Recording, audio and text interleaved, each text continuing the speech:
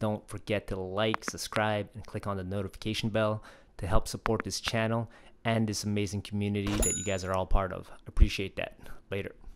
Bench press, because when I strike, right, I'm not coming back here and then throwing my punch. If I'm doing anything, my punch is coming from here and then coming out really quick, right? So if I'm doing like that, snapping inwards, like bam. Yeah, I'm just bam, right, really fast. So I want short range explosive power. I would rather push 600 pounds on bench press for 4 inches at my lockout point than push 300 pounds full rep. And I can do both. And the reason being, my 1-inch punch or my close range strikes can knock a man out. A jab, I've jabbed people so hard, I've rocked them just with my forward jab because I've developed short-term close range power. And that goes back to how you train, right? Like when I'm doing clinches, right? For instance, when you clinch, you bring your forearms in, right? To hold onto the dude's neck and chop off the blood flow of his carotid arteries, right? And then you throw your knees, your elbows, blah, blah, blah. So me crushing a plate in between my 2 hands and pressing in and out like this, what's that simulate? It's the same as shaking somebody right in the clinch. So I'll do those motions. They build my chest, but they build my chest for grabbing somebody and shaking them back and forth, right? Because I'm going through that motion of squeezing my hands together, pushing out and in, right? So it's like holding somebody, pulling them in and out for those knees. So that's why I say I'm training my chest, but I'm training my chest sports specific for combat. So many people go and they're like, oh, well, I hear being stronger makes you a better fighter, right? No. Guess what? Being a better swimmer is not going to make you a better runner. So being a power lifter will not necessarily make you a better fighter. If you're gonna train to fight, do moves that you're going to use in a fight, or moves that are similar to simulating a movement you'll perform in a fight.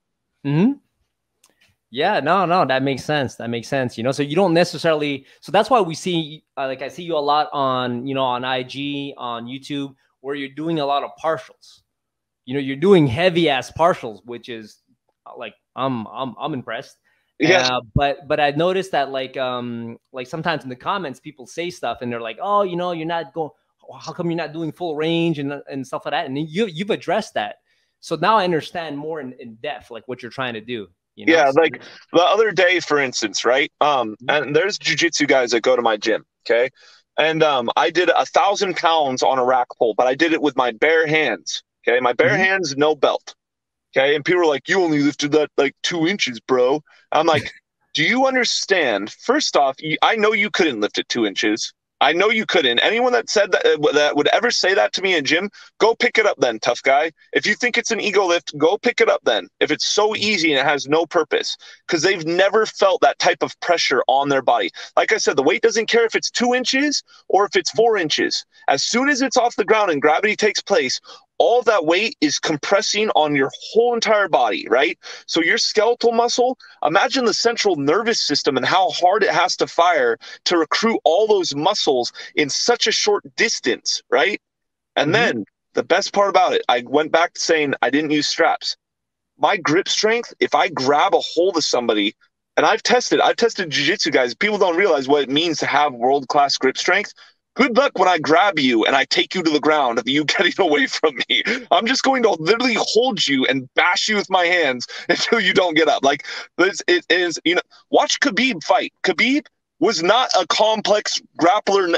No, you know what Khabib did? He grabbed you like a bear, wrestled you to the side, held you until you were tired with the simplest moves. He didn't have to do anything complex. You got tired. He put you on the ground and then smash. That's all he did. Smash, right? That was his thing. I smash you. That was it. There's nothing complex about it. People want to make fighting complex. Sure, you could have super awesome moves. Tenacity, ferocity, relentlessness, that's going to make you a winner. Being just more freaking savage than the other guy. Like, bottom line. Yeah, no, that makes a lot of sense, man. Like I remember my my first judo coach, my first competition coach, which I got to go see tomorrow. He was telling me, like, okay, once you get to a certain level in judo, you got your basics down and all that. Now, the only thing, what's going to determine who's going to win is the stronger guy. That's it. And why is that so? Because like in modern judo now, you can't grab the legs and all that, and you know, with the rules set. So what it is that they focus a lot on the gripping aspect of it. So the one who gets the dominant grips is going to win. Now, so if you have a really strong grip, and of course you have to have your tactics in there to get those grips. But once you get your grips, if you could hold a guy like this, like you got his you got the high grip, so like collar or like over here there, and you bend him like this, and then you have his sleeve and you keep it down like this. And if you just hold like this and the guy can't move, I mean, you He's going to eventually get tired. That's what I always tell people. It's like, and if he gets tired and you don't, he's like wiggling and you're like, yeah, whatever, dude. And you just like, you just hold them, you're moving around, and then you wait for the right time, and then you decide to go. So the stronger guy is the one who's actually going to win. Yeah, so much in grappling, it's more important. Like, I'm not saying to just negate technique, but strength is a technique. Like, think about the way you lift. I'm sure you've done deadlifts, right? There's technique involved, right? It's the mechanics of motion. The same with a hip toss, right? Getting the person's body like right under your hip and then pivoting them perfectly, having their body as close to your center of mass, all that, right? So strength is the same thing. If your technique is great, but you do not have the stamina to perform your technique, right? You don't have the stamina and you don't have the strength to perform your technique. Great. You have awesome technique, bro. I'm literally just going to hold you. You're going to get so tired you can't use your techniques. Now what? I've literally negated your whole entire game plan just by being physically superior than you. That's all you have to do.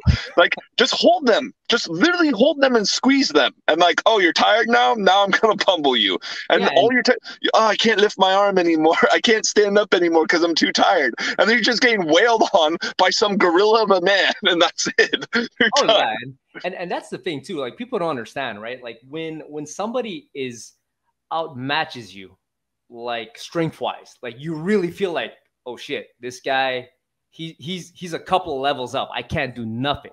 Yeah. Like, it's intimidating. It breaks your spirit. It's like, oh, super. Yeah. Oh man, this guy, this I can't do anything. I'm helpless, you know? So whatever it is technique that you had, but because this guy is so much stronger than you, you pretty much know you're dead, you know? Yeah. Well, and to even going back to lack of technique, like, remember we were talking about in striking, like sometimes it gets sloppy, becomes this big old dog fight and just sloppy. Like, then your strength is going to if you're using good technique, but then your technique fails, your strength's going to come into play to make up for your loss of technique, if that makes sense. Like, you can still knock someone out with a sloppy, strong punch. Street fighters do it all the time, right? These looping wild hooks or these lunge. Like, if you watch Francis Ngannou's earlier fights, that guy's technique is some of the worst striking I've seen. I'm saying that because when he connects, literally all of his weight is in front of his punch. You know, it's not connecting with a pure kinetic chain. He's gotten much better now, but look at some of his recent fights. He was wide open when he'd throw those strikes, but he knew if he connected, it didn't matter. He knew that. Everyone else knew that. So yeah, I could say, oh, that's bad technique, but in reality, is it really bad technique if you're knocking people down? Bad techniques are the ones that don't work, not the ones that work. So I don't care what it looks like.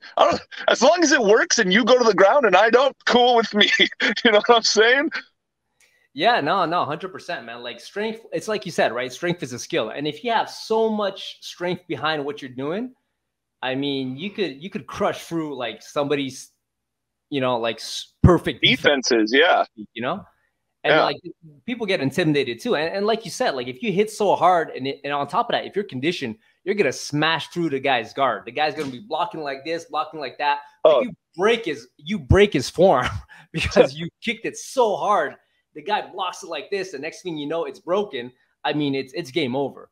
Yeah, it just like that, So, and that's the beauty of it. Like, there's people, they have this idea like there's these perfect techniques. There's not. A jab is not a perfect technique because people are like, oh, that'd never work in a fight, bro. It's like, so because there's a defense for a jab, that would never work in a fight either. Like, for every move, there's a defense to that move. You know what I'm saying? So, but when it comes to strength and things like that, that's a very hard move to defend if it's just raw kinetic energy versus raw kinetic energy. So it's the same thing. Like the only way to combat strength and technique is also having strength and technique.